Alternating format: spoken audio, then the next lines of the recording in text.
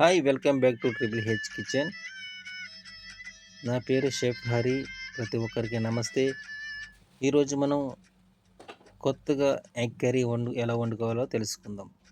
ఈ egg curry recipe చాలా టేస్టీగా, ఎగ్స్ చాలా సాఫ్ట్గా ఉంటాయి. చిన్నపిల్లలకి అయితే చాలా బాగా నచ్చుతుంది. లంచ్ బాక్స్లోకి అయితే చాలా తొందరగా అయిపోతుంది.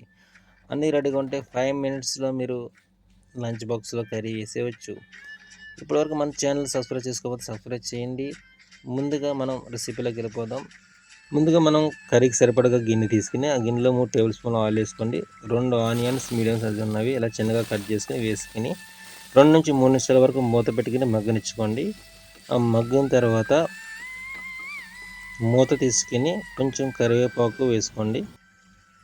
కొంచెం కరివేపాకు, 2 పచ్చిమిర్చి ఇలా చీలికని వేసుకొని ఉల్లిపాయలు సాఫ్ట్ అవ్వడానికి లైట్గా సాల్ట్ కూడా యాడ్ చేసుకోండి. యాడ్ చేసుకొని బాగా కలుపుకొని మూత పెట్టుకుని బ్రౌన్ కలర్ వచ్చే వరకు మగ్గనివ్వండి.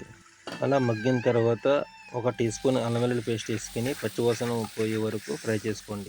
2 చిన్నగా ఉన్న టమాటాలు ఇలా కట్ చేసుకుని వేసుకుని బాగా కలుపుకోండి.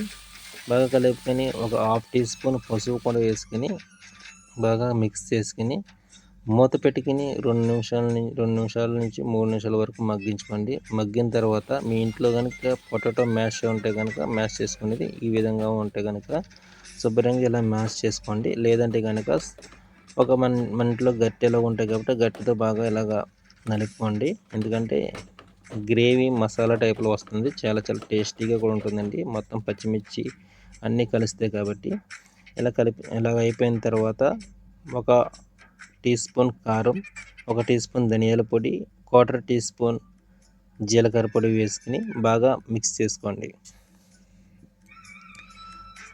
రుచికి సరిపడగా ఉప్పు కూడా వేసుకుని బాగా కలుపుకోండి. తర్వాత 1 కప్పు వాటర్ వేసుకుని బాగా కలుపుకొని మూత పెట్టుకోండి. బాగా కలుపుకునే విధంగా మూత పెట్టుకుని 2 నిమిషాలు మగ్గిన తర్వాత మూత తీసుకుని మనకి 2 కావలిస్తే 2, 4 కావలిస్తే 4 గుడ్లు వేసుకోండి. ఇలా పగలగొట్టుకుని ఒకదాని పక్కన ఒకటి ఇలా వేసుకోండి. ఇలా వేసుకున్న తర్వాత మళ్ళీ మూత పెట్టుకుని 2 నిమిషాలు అలా మగ్గనిచ్చుకోండి. మళ్ళీ 2 నిమిషాలు అయిపోయిన తర్వాత ఇలా మూత తీసుకుని ఎగ్స్ ఒక సైడ్ ఉడికిపోయినాయి కాబట్టి ఇంకొక సైడు ఇలా టర్న్ చేసుకోండి. ఇలా టర్న్ చేసుకుని మొత్తం 3 ఎగ్స్ కూడా ఇలా టర్న్ చేసుకుని మళ్ళీ మూత పెట్టుకుని మరో 2 నిమిషాలు మగ్గనిచ్చుకొని తర్వాత మూత తీసుకుని ఇలాగ కొత్తిమీర వేసుకుని స్టవ్ ఆఫ్ చేసుకుని వేడి అన్నంలో ఈ ఎగ్ కర్రీ వేసుకు తింటే ఉంటుందండి. క్లైమేట్ చల్లగా ఉంటే కనుక ఈ కర్రీ ఒక్కరే తినవచ్చు. అంత టేస్టీగా ఉంటుంది. చాలా బాగుంటుంది. పిల్లలకైతే చాలా బాగా నచ్చుతుంది. తప్పకుండా మీ పిల్లలకి ఒకసారి చేసి పెట్టండి. చాలా టేస్ట్గా ఉంటుంది. పక్కనే వేసుకున్న కాకరకాయ ఫ్రై కూడా చాలా టేస్ట్గా ఉంటుంది. ఈ రెసిపీ క్రిస్పీగా చాలా బాగుంటుంది. ఆ రెసిపీ కూడా రెడీగా ఉంది. తొందరలో అప్లోడ్ చేస్తాను. ఇప్పటివరకు మన ఛానల్ ఎవరైనా సబ్స్క్రైబ్ చేసుకోండి. సబ్స్క్రైబ్ చేసుకోండి. ఇప్పటివరకు నన్ను సపోర్ట్ చేస్తున్న ప్రతి ఒక్కరికి చాలా thanks for watching my videos. Please share my videos.